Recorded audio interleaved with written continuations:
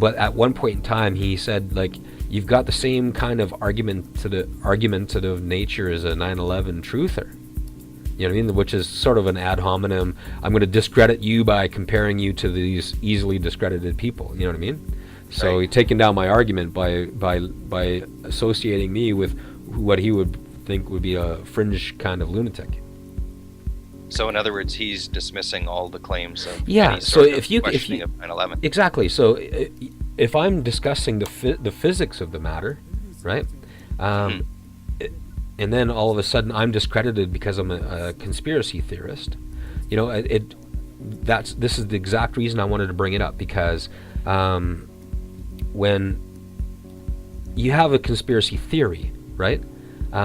Why can't you either prove it and make it conspiracy fact, right? Or maybe you can label it conspiracy fantasy if it's just way too far out on the fringe to be taken seriously. You know, I would just think that anything pertaining to conspiracy should be subdivided into conspiracy fact, conspiracy theory, or conspiracy fantasy. But right now, when someone throws out the handle conspiracy theory, it really equates it with conspiracy fantasy, and it just labels the person as a lunatic. Like, is someone going to tell me that there's no such thing as conspiracy at all? No, I know, and that's something that I always go to right away when people start to dismiss. Yeah. So I mean, the only reason conspiracy theory around. Yeah, the only reason I bring this up in the context of our show is because I really do think that the people that are listening to Alex Jones, who do subscribe to some kind of conspiracy theory, whether it be conspiracy fact. I think it's a conspiracy fact that JFK was taken out by more than one shooter, right? That's been established. I'd say that's as pretty close to safe conspiracy fact as you can get. You know, so for I'd say it's a conspiracy fact that there was a cover-up too, that we don't really know exactly what happened, and it was made sure that we don't know. Yeah, I think that's pretty mainstream accepted. You know. Anywho, I bring it up because we're just digging ourselves a hole now. Not now, no. I'm ready to get out of it. I just bring up an example of a mainstream conspiracy fact that for 30 years, people were, you know, pushed to the fringe based on, you know, engaging that information. Anyway, that's what I was doing between shows. That's cool. Or one of the things I was doing. Probably don't want to do that again, but I couldn't help it. Yeah, it'll happen. But that's okay. Don't beat yourself up too much. Thanks, man. Thanks for letting me air that on our show, too. That's cool. Is the thread still on your page? We can go. It is. Anyone can go and Tony Sullivan. Check out my page. I got nice. I mean, one might look at that and say I got owned pretty bad. I might have been mocked a couple of times too. Well, then it's really, you know, for you to leave it up there, that takes a lot of courage. So, you know, you get beat up on your own wall and you leave it up. You know? Yeah. Well, I don't know, man. I say what I think. But yeah, I got to be careful about the conspiracy stuff. Apparently, you can get written off pretty quick, even if you can make a fantastic case. On that note, too, you know, something that I've been meaning to suggest that we cover on the show. It's old, and it would be something that it's not something that's time sensitive. But I don't know if you've ever listened to Alex Jones's coverage when Stephen Harper prorogued Parliament. Oh yeah, that was. Oh God, funny. We should dissect that one and see how messed up Alex Jones can be with his information at times. Yeah, exactly. I mean, man. he did a horrible job with that story, so that might be something we should look at doing. And we're not making fun of Alex Jones or Alex Jones listeners. No, not completely. Because, like I said before, we have to engage those people. But Alex Jones can be, you know, he can be making sense 1 minute, and then all of a sudden he can be talking about United Nations sponsored child pornography rings the next minute, and it just doesn't. It just he sabotages himself pretty bad. You know what I mean? Absolutely. He has his moments where it's hard to disagree with him, and then he has other ones where you go, I can't believe he's saying this. Yeah. Can I play a song right now and dedicate it to Neil Armstrong? Okay, sure. Yeah. Here we go. Move on up, Neil Armstrong.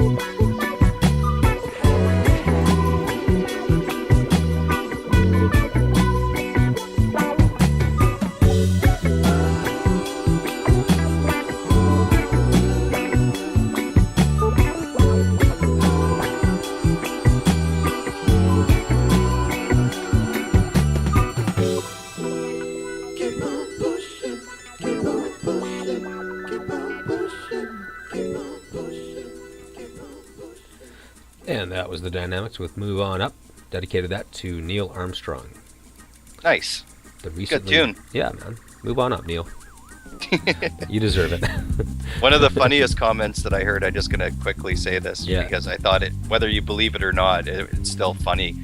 Somebody wrote, they should spread his ashes on the moon or wherever they film that shit. And I mean, I don't know. I don't think that guy got jumped on too bad. I don't know. Well, how come it was happened to me? Maybe, I don't know. That was somebody on Twitter. I just got unlucky. Yeah, Twitter. Popular. Yeah, it's hard to jump on someone on Twitter like that, you know? Yeah. Anyway, so what's our government doing about fighting torture all around the world these days?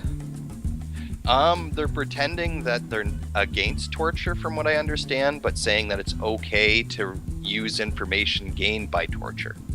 That's as far as I can interpret it, anyways. Yeah, okay. So Vic Taves recently issued directives to the RCMP and Canada Border Services Agency, giving them permission to use and share information that was likely extracted through torture.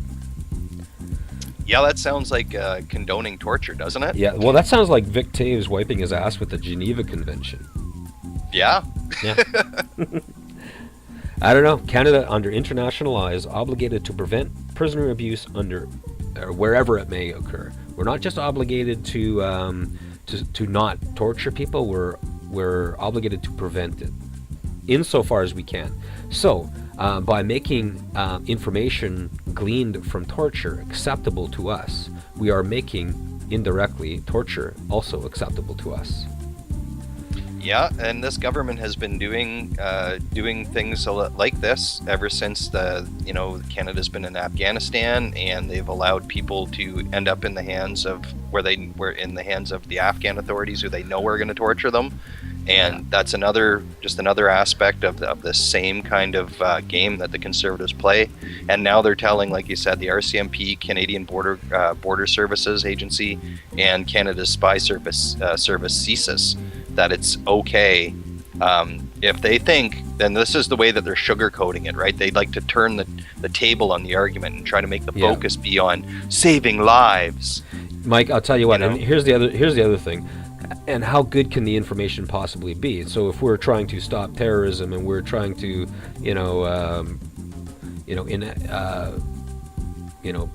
enforce laws in our country, and we're using information gained from torture, how accurate can that information be? In most it may cases, be misleading our CSIS people, our RCMP, and our border people. I'll tell you what, Mike. If you waterboard me and torture me for long enough, I will tell you I flew to the moon in 1969. Way to tie it together. and was returned safely to Earth. Well, I'm not going to waterboard you, Tony, but I do understand what you're saying, and it is ridiculous to accept information gained by torture and then claim that you're not pro-torture, that you're trying to save lives. It's all spin, and they are obviously condoning torture. Yeah.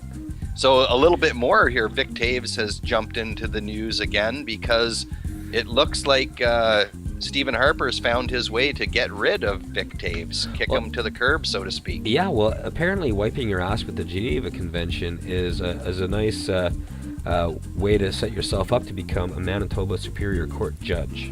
Yeah, nice little way out there with some, like you said, wiping your ass with the Geneva Convention. Well, and you know what? If he's going to be, then it looks like they say there's a really good chance that he's going to end up on the Manitoba Court of Appeal.